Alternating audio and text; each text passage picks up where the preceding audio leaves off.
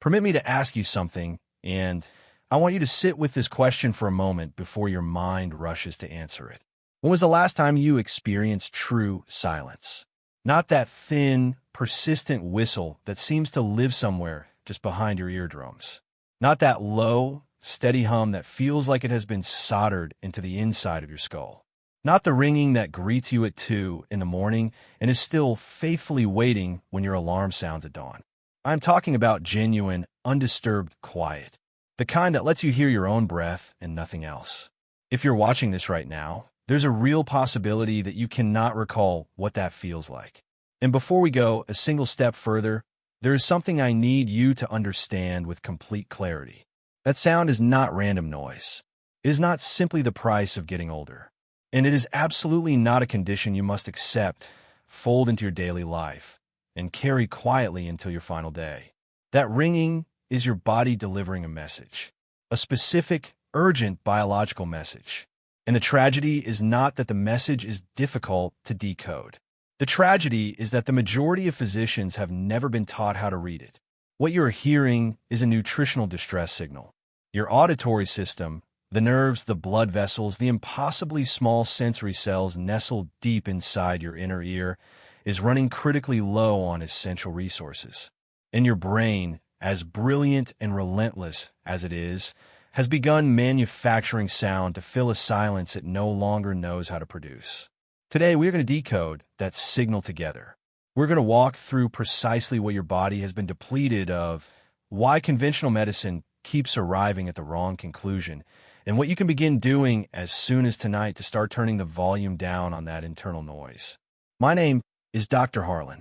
I have spent the better part of 2 decades working in the field of preventive health and longevity for older adults, and I have dedicated years of research to one of the most overlooked connections in senior wellness: the relationship between nutritional status and the behavior of your nervous system.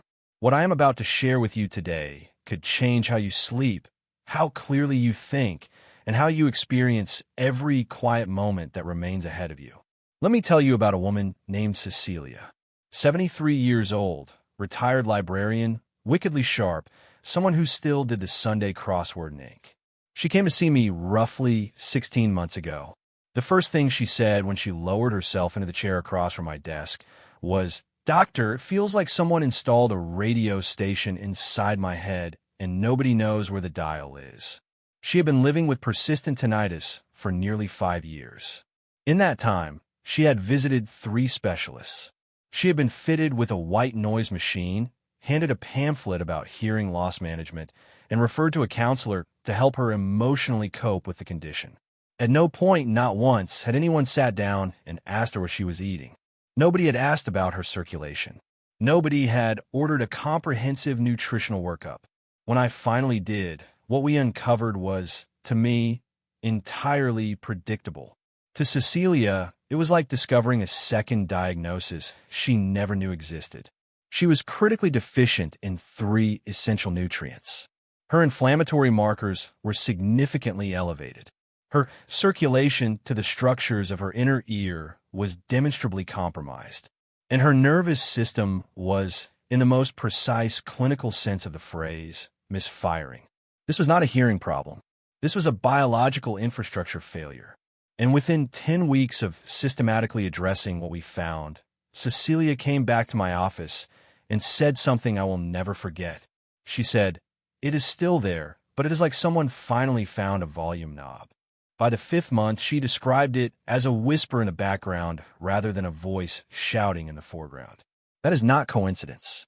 That is nutritional science functioning exactly as it was designed to function.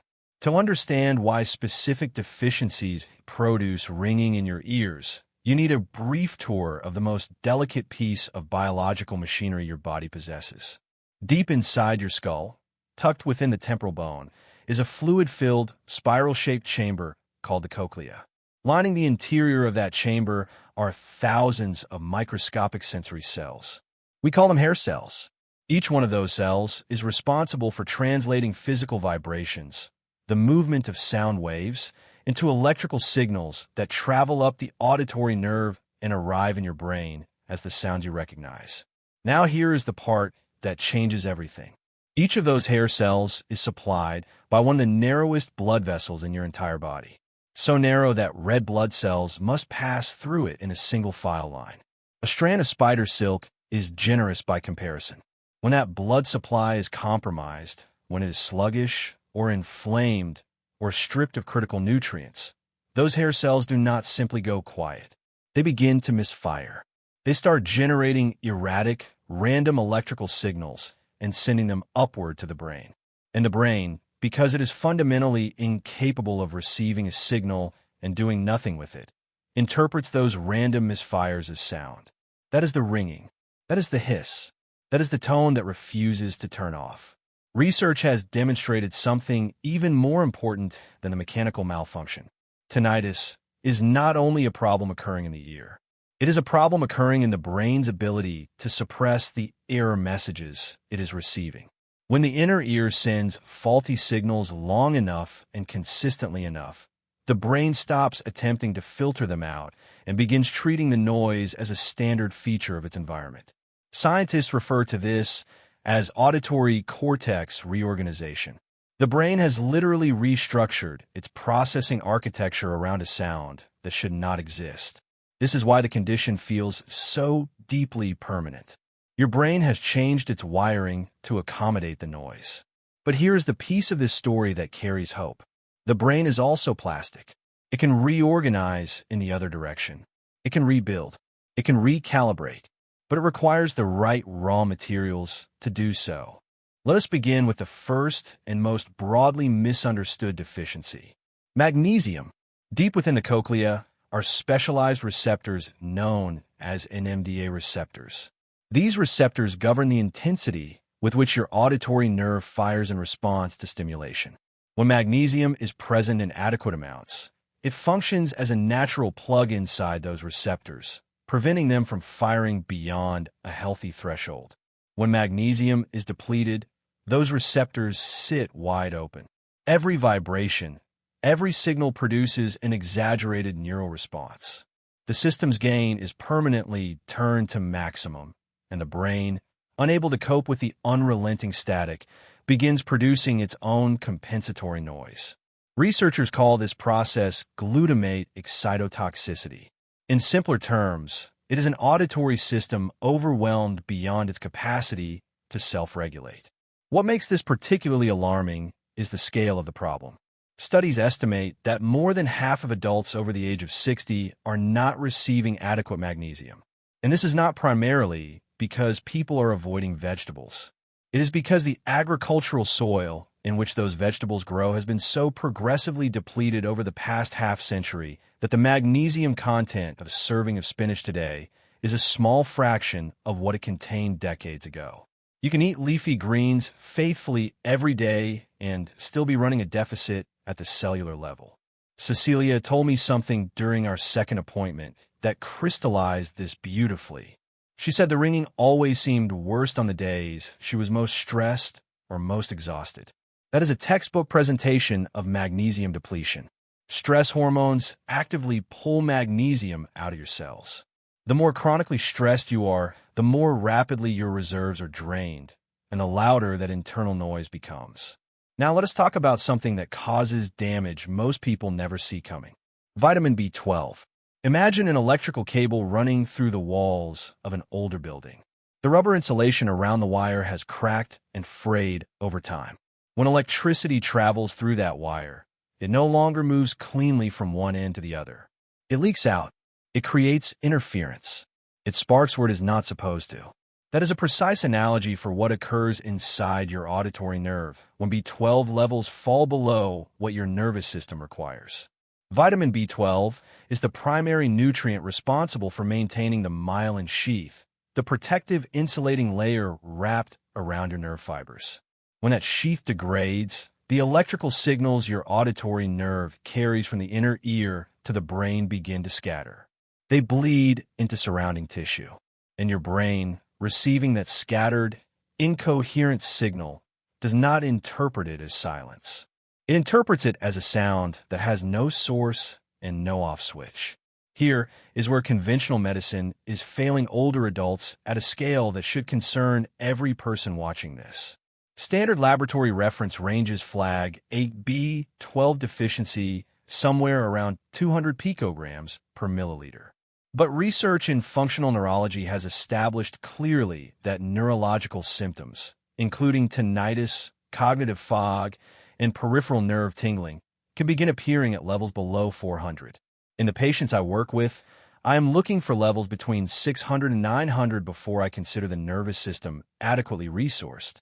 When Cecilia's blood work came back, her B12 was sitting at 318. Her previous doctor had reviewed those numbers and told her everything looked normal. There's also a specifically age-related reason why this deficiency is so prevalent in older adults and so resistant to simple dietary correction. As we age, the stomach progressively reduces its production of a compound called intrinsic factor. This protein is the biological gatekeeper that allows your digestive system to absorb B12 from the food you eat. Without sufficient intrinsic factor, you can consume beef, eggs, and salmon at every meal and still be starving your nervous system at the cellular level. For many older adults, the solution requires B12 in a form that bypasses the gut entirely, either sublingual methylcobalamin or, in some cases, periodic injections. The appropriate approach depends on individual circumstances and is best determined in conversation with a qualified physician. The third piece of this puzzle involves a mineral most people associate with immune function and wound healing, but almost nobody connects to the sounds inside their head. Zinc. The inner ear contains one of the highest concentrations of zinc found anywhere in the human body. This is not biological coincidence. The process of converting sound waves into electrical nerve signals generates significant oxidative stress, producing free radicals as a byproduct of that conversion. Zinc is the primary antioxidant defense, protecting the cochlear hair cells from that ongoing oxidative damage. Without sufficient zinc, those cells age prematurely, begin to malfunction, and start generating the phantom signals your brain registers as ringing. A significant study published in a major otolaryngology journal found that patients suffering from chronic tinnitus consistently showed lower zinc levels in their blood compared to control groups without the condition. And when those participants supplemented with zinc under clinical guidance, a meaningful percentage experienced measurable reductions in the severity of their symptoms. But there is a hidden obstacle here that most nutritional advice never addresses. Even if you're eating zinc-rich foods regularly, certain dietary patterns and habits can neutralize your absorption. High intake of phytic acid from refined grains, heavy daily coffee consumption, and even certain commonly used pain relievers taken on a long-term basis can all function as absorption blockers or direct cochlear irritants. You can be nutritionally wealthy on paper and running a severe deficit where it counts. If you're taking any long-term over-the-counter or prescription medications and you're dealing with persistent tinnitus, a conversation with your doctor about potential ototoxic effects is not optional. It is essential. The fourth critical piece is vitamin D3, and it functions less like a conventional vitamin and more like a command system for your entire nervous system. D3 operates at the genetic level as a neurosteroid, directly influencing the expression of genes that govern inflammation throughout your neural pathways, including the auditory pathway. When D3 levels are insufficient, low-grade neurological inflammation operates without meaningful regulation. The microscopic vessels supplying your inner ear remain in a state of chronic constriction. Cellular repair processes slow and eventually stall, and the auditory nerve, already under oxidative and circulatory stress, stays locked in a state of persistent irritation.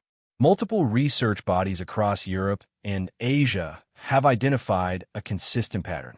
Adults with bothersome, treatment-resistant tinnitus tend to show significantly lower D3 levels than those without the condition. And the deficiency itself is nearly epidemic in the older adult population. Many seniors have dramatically reduced sun exposure.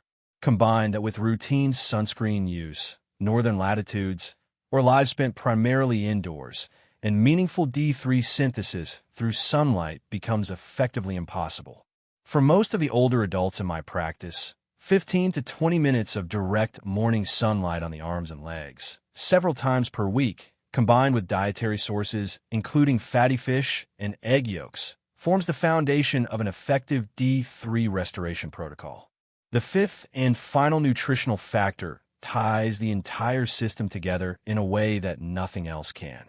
Omega-3 fatty acids, specifically EPA and DHA. Consider what all four of the nutrients we have discussed share in common. They must travel through your bloodstream to reach the inner ear. And remember those blood vessels, the ones narrower than a strand of hair? If your blood is thick, viscous, and loaded with inflammatory compounds, which is an increasingly common condition in adults over 60, none of those nutrients arrive where they are needed. They are present in the system, but unable to reach their destination. EPA and DHA address this at two levels simultaneously. They reduce systemic inflammation, allowing those tiny cochlear vessels to dilate and carry blood more freely. And they improve the structural fluidity of cell membranes throughout the body, including within the hair cells of the inner ear themselves, making those cells more resilient, more responsive, and more capable of accurate signal transmission. Cecilia had been taking a discount fish oil supplement for years before she came to see me. What she did not know is that the quality of omega-3 supplements varies enormously, and rancid fish oil, which is unfortunately widespread in the market, actively contributes to the oxidative stress it was meant to reduce. We replaced her supplement with a third-party tested, high-quality source and added 2 servings of wild-caught salmon to her weekly meals. That transition was a meaningful turning point in her recovery. Even with a nutritionally complete approach, there is one more layer that cannot be skipped. Circulation. Your inner ear can only benefit from the nutrients you are consuming if those nutrients actually arrive at the cochlea. And poor circulation and nutritional deficiency form a self-reinforcing cycle that most people never recognize. Low magnesium causes blood vessels to constrict. Low D3 allows inflammation to erode vessel walls. Low omega-3 thickens the blood. Each deficiency compounds the others, and the microscopic vessels of the inner ear, being among the smallest in the body, are always the first to be cut off. 3 natural compounds help address this circulation deficit directly. Fresh ginger contains active compounds that multiple studies have shown to improve microvascular blood flow. A small amount daily in cooking or in warm water produces a gentle but meaningful effect. Fresh garlic, specifically its active compound allicin, reduces the tendency of blood platelets to clump together, improving the flow of blood through small vessels. And ginkgo biloba, one of the most extensively studied natural compounds in relation to tinnitus specifically, has been shown in clinical trial reviews to produce meaningful improvements in symptoms associated with reduced cochlear circulation. If you are on blood-thinning medications, any of these 3 require a conversation with your physician before use, as interactions are possible. There is one more thing I want you to understand, something your doctor almost certainly has never mentioned. Your inner ear has its own biological clock. The cochlea operates on a circadian rhythm. During the overnight hours, your body enters a phase of deep cellular repair, and your auditory system is an active participant in that process. Hair cells attempt to regenerate. The auditory nerve attempts to reinforce its insulation. The brain attempts to recalibrate the threshold between signal and noise. But all of that repair requires raw materials. If the magnesium, the B12, the zinc, and the D3 are not circulating in adequate concentrations when your body initiates its overnight maintenance cycle, the repair stalls. Your brain detects the incomplete restoration and amplifies the error signal in response. This is why so many people with tinnitus experience the ringing as loudest in the late evening hours and again in the earliest moments of the morning. The body is actively reaching for the materials it needs, finding them absent, and communicating that absence the only way it knows how. This is also why the final meal of the day carries more strategic weight than most people realize. A nutrient-dense evening meal, timed to coincide with the beginning of your body's overnight repair window, is not merely good nutrition. It is preparation. You are stocking the internal pharmacy just before the repair crew arrives for the night shift. Here is what that meal looks like in practice. Begin with a palm-sized fillet of wild-caught salmon, baked simply. In that single protein source, you are delivering omega-3 fatty acids, D3, and B12 simultaneously. Build a generous base of baby spinach and lightly steamed broccoli alongside it for magnesium and a broad spectrum of antioxidant protection for your cochlear hair cells. Scatter a large handful of raw pumpkin seeds across the top, one of the most bioavailable sources of zinc available, with the added benefit of additional magnesium. Dress everything with cold-pressed olive oil, fresh lemon juice, and a small amount of freshly grated ginger for circulatory support. Add half an avocado on the side for another layer of magnesium, healthy fats that enhance nutrient absorption, and compounds with anti-inflammatory properties. This meal takes under 30 minutes to prepare. Its biological impact on your auditory system, delivered consistently over weeks and months, is extraordinary. Cecilia prepared a version of this meal 4 to 5 evenings per week beginning in her second month of the protocol. She told me at a follow-up appointment, "I never understood before that food could be doing something specific. I always thought it was just fuel." That distinction, understanding food as targeted biological instruction rather than generic energy, is the foundation of everything we have discussed today. I want to close by being honest with you in the way I believe every patient deserves. This is not a rapid transformation. Your auditory system was not depleted in a week, and it will not be fully restored in a week. What this process represents is a deliberate, systematic effort to restock a system that has been running on insufficient resources and to reopen channels that have been progressively narrowed. In my experience working with patients like Cecilia, the first detectable changes, a brief softening of the ringing, a moment of unexpected quiet, tend to appear somewhere between weeks 3 and 8. Meaningful, sustained improvement typically requires 3 to 4 months of consistent nutritional support. Some patients see changes earlier. Some require additional interventions. Every auditory system has its own history and its own pace of recovery.